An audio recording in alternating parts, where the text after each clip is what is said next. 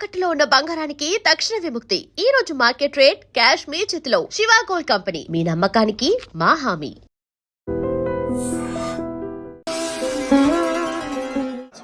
కాంతాయ కళ్యాణిధియేత్యాం వెంకట నివాసాయ శ్రీనివాసాయ మంగళం. అఖిలాత్మక గుణావాసం అజ్ఞాన తిమిరామహం ఆశ్రితాన సుచరణం వందే అనంతాయ దేశికం. శ్రీమద్ రామానుజాచార్య శ్రీ పాదాంబో మహద్వయం సద్ఉత్తమామ సంధ్యాయం అనంతాలయం నమో వెంకటేశ. ఇక్కడ అనంతాల వారు వచ్చి మైసూరు ప్రాంతంలో సిరుపుత్రుడు అనేటువంటి గ్రామంలో ఆయన యొక్క జన్మస్థానము. తండ్రి గారు కేశవాచార్య దగ్గర విద్యాభ్యాసం నేర్చుకొని అక్కడే వివాహం చేసుకొని మళ్ళీ శ్రీనారాయణపురం అక్కడ దేవాలయం ఉంటే అక్కడ స్వామివారి ఆశీస్సు తీసుకొని భగవద్ రామాయణ దగ్గర శిష్యుడిగా చేరాలని వస్తాడు. అప్పుడు వచ్చేటప్పుడు శిష్యుడిగా చేయాలంటే పంచ సంస్కారాలు చేయాలి కదా. పంచ సంస్కారాలు చేయాలంటే నల్లలాల వెంబరమాన్ దగ్గర పంచ సంస్కారం చేసుకొని భగవద్ రామాయణ దగ్గర శిష్యుడిగా చేసేటప్పుడు ఆయన భగవద్ రామ కొండ గురించి చెప్తున్నాడు. కొండ వచ్చి పుష్పమంటపము, మరి పుష్పకైంకర్యం చేయాలా, ఇక్కడ ఎవరైనా ఉండని ఆ యొక్క శిష్యులు చేసి అడిగితే వాళ్ళు భయపడి మరి కొండకు పోయిన వాళ్ళు తిరిగి రాదు కదా, జంతువులు ఉంది కాబట్టి మాకు ఆ ధైర్యం లేదంటే అప్పుడు అనంతాలు నిలబడి నేను పోయి చేస్తానన్నప్పుడు ఇప్పుడు ఆయనకు మగధీరుడు టైటిల్ ఇచ్చాడనమాట. భార్య అప్పుడే గర్భవతి అయ్యి ఒక 15 రోజుల కొండకు వచ్చింది. వచ్చి చూస్తే దట్టమైన అడవి, జంతువులు తిరుగుతూ ఉంది, పళ్ళు కొడుకుని చలి తట్టుకోలేకపోతే భార్యకి చెప్పకుండా ఇక్కడ పిలుచుకొని వస్తాం. భార్య ఎందుకు ఇక్కడ పిలుచుకోవాలంటే నీకు అక్కడ చెప్పి ఉంటే మేము నాతో కూడా వచ్చి ఉంటాం, మన గురువు గారు ఆశీస్సులు ఉంది కాబట్టి దానికోసం వచ్చానంట. ఇక్కడ వచ్చినాక ఈ వెంకటేశ్వర పెద్ద మాయ చేశారు. నేను ఒక 8 నెలలు ఏం చేయలేకపోతాను. అంతలోపు ఆమె నిండు గర్భవతి లోపల భార్యకి చెప్తారు, మనం వెళ్ళిపోతాము, ఇక్కడ ప్రసవానికి ఎవరు లేదు, శరీరానికి పోయిన తర్వాత ప్రసవం అయిన తర్వాత తిరిగి వస్తానని చెప్పేటప్పుడు ఈ సంభాషణ వెంకటేశ్వర మీరు పోతే మనం సేవ చేశారు చెప్పి ఆ మాయను తీసేస్తారు. రాత్రిలో ఎప్పుడు మాయ పోయిందో నిద్రలోని గడపారు ఇక్కడ పారని. భార్యకు ఏం జరిగింది తెలియదు. ఆమె ఇంకా కలగంటా ఉంది, మన శ్రీరంగం పోతాము, మన భగవద్రామానికి పోతామని. తలవాళ్ళేసి గంప తల వేసుకుని పెట్టేటప్పుడు నిద్ర వేసినప్పుడు భార్యను అడిగితే ఇక్కడికి ఏమి ఇది, మన ఊరికి పోతాం, దేనికి పోతామని నేను నిన్న రాత్రి చెప్పానంటే నేను చెప్పినట్టు జ్ఞాపకం లేదు. ఈరోజు తేట తెల్లంగా ఉండి మనం పని స్టార్ట్ చేస్తాము అని. ఏం పని?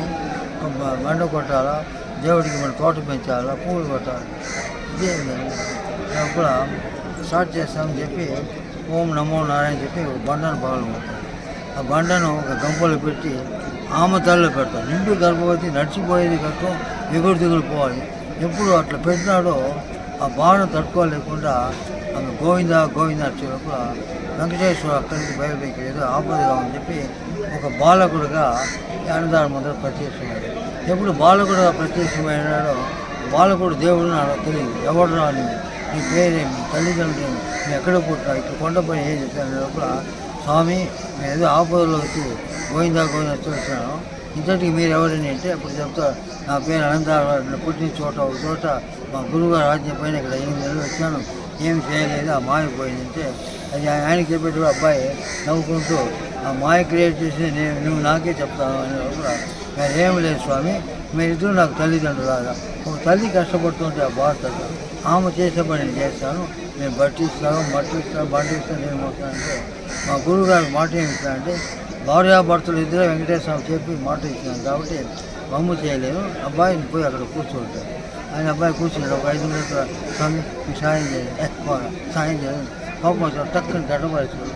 అక్కడి నుంచి మాయమైపోయి ఆమె దగ్గర పోయి పరిచేసి అమ్మ నీ భర్త రాతిగుంట మళ్ళీ పిల్లలు ఉన్నావు, పెద్ద పెద్ద బండ్లు ఏం చెప్పినావు, భర్త రాతిగుంట ఆదిశేష అవుతాను, నీ వయసు ఏమి ఆయన పెద్దవాళ్ళతో దూషించింది, లేదా కర్మగా ఉంది, అక్కడ కూడా తరిమి కొడతా ఉంది, ఇక్కడేమో హితబోధ చేశాను, నేను వీళ్ళు సహాయం చేయకుండా పోయేదని చెప్పి వచ్చిన బాయ్ దేవుడిగా శక్తిని అమ్మ పైన ప్రయాణం చేసినప్పుడు ఏమాత్రం ఏమీ తెలియదు, గాలిలో పోయినట్టు పని వేగంగా పోయి కొండంత మట్టి చేరిపోతుంది. అంతలోపల ఈ అన్నదాలు గంపలతో కాలిపోయి చెమట పడతాను. ఉన్నట్లు డౌట్ ఏది నిండు గర్భం ఇంత వేగంగా పోతుంది, బారిన కదా నేను మట్టి కడ వరకు వేస్తున్నానంటే నేను మట్టి వేస్తున్నాను ఎక్కడ పోతే గాల్లోకి పోయినట్లే ఉంది.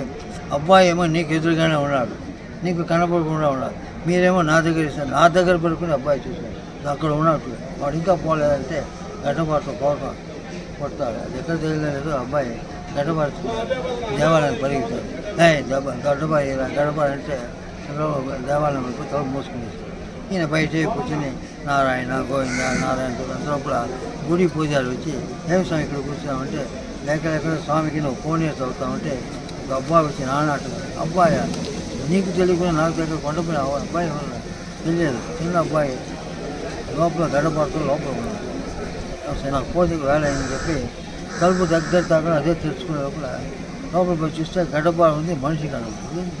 గడ్డపాటు పోయి మనిషి అన్నీ వెతికి చూస్తే అటు చూస్తే ఇక్కడ గడ్డ నుంచి నెత్తులు కాదు, ఇక్కడ కొడితే ఇక్కడ నెత్తులు కొడతారు. వచ్చిన అబ్బాయి దేవుడు అవును నా రూపంలో వచ్చి నీకు కొట్టి ఉంటావా, ఆమె గోవిందా అర్చులకు తట్టుకోలేకుండా అక్కడి నుంచి వచ్చి నీకు సహాయం చేయాలంటే అన్యాయంగా కొట్టేసాను స్వామి. రక్తం నిలిపోదానికి ఏదో మార్గం కొట్టింది ఏమి నీకు కొట్టేదానికి ముందు యోచన చేసేది కొంచెం వేడిగా మాట్లాడు. ఆ తర్వాత చెప్తాడు నా ముఖం నల్లగా ఉంది, చీకటితో వచ్చి నన్ను ఎవరు గుర్తు పెట్టలేదు, ఈ పసికాలని గడ్డబాడిని పడి ఎప్పుడు ఇట్లా పెట్టాడో స్వామి విశ్వరూపం చేసి నోట్లో మాట్లాడు. స్వామి ఆ విశ్వరూపం చూడలేదంటే సాధారణ పరిస్థితి వచ్చినాక చెప్తాడు మరి అనంతాడు నీ చరిత్ర నా చరిత్ర ఈరోజు చాలు, నా చరిత్ర ఎందుకు మీ చరిత్ర. భక్తులు ఎప్పుడు ఇది చూసేటప్పుడు ఇక్కడ ఎందుకు తెల్లగా ఉంటే వెనకాల గాయపరిచింది ఎవరు అనంతాడు. ఆయన ఎక్కడ పుట్టినాడు, ఆయన గురువు గారు, ఆయన ఎందుకు తోటకు వచ్చినా, నేను ఎందుకు తోటకు పోయి ఆయన ఎందుకు పుట్టినా. అది ఫస్ట్ అయితే ఈ తోటకు సంవత్సరం స్వామివారు 2 పర్యాలు ఏం చేశారు. ఒకటి తిరువాడి పూర్వ ఉత్సవం, ఆ రోజు ఆయన మోక్షం పోయిన రోజు ఆండాళ్ళ యొక్క బర్త్డే. అప్పుడు స్వామివారు శ్రీదేవి పూజతో ప్రదర్శన మార్గంగా వచ్చి పొగడమాను రూపంలో ఉంటే అనంతాల వారికి స్వామివారి వాళ్ళు సమర్పించి హారతి ఇచ్చి చట్టాలిచ్చి ఆ అంశంలో 26 తరం మాకు కూడా మర్యాద చేస్తారు. మళ్ళీ వచ్చే నెల 23వ తేదీ బాక్స్ వారి ఇప్పుడు వెంకటేశ్వర స్వామి అబ్బాయికి వచ్చి గడ్డపాటు కొట్టేటప్పుడు ఈ దగ్గర పట్టుబడకూడని అప్రదర్శనంగా వెళ్ళిపోతారు. అది మామూలుగా బ్రహ్మోత్సవంలో చక్రస్థానం మరుసటి రోజు సాయంత్రం అప్రదర్శనంగానే వచ్చి మళ్ళీ అదే మాల సమర్పించి హారతి ఇచ్చి సడాచి మళ్ళీ చేసి అప్రదర్శనంగానే గుడికి పోతారు. సంవత్సరం 900 సంవత్సరాలుగా ఈ తోటకు స్వామివారి పాదాలు తగ్గినటువంటి ఈయన ఆదిశేష అవతారం ఉన్నారు కాబట్టి ఎవరికైనా పెళ్ళి కావాలని వాళ్ళు ప్రదర్శన చేస్తే పెళ్ళి అవుతుంది. బిడ్డలు లేని వాళ్ళకి కూడా బిడ్డలు నాగదోషం ఉంటే వెళ్ళిపోతుంది. ఓం నమో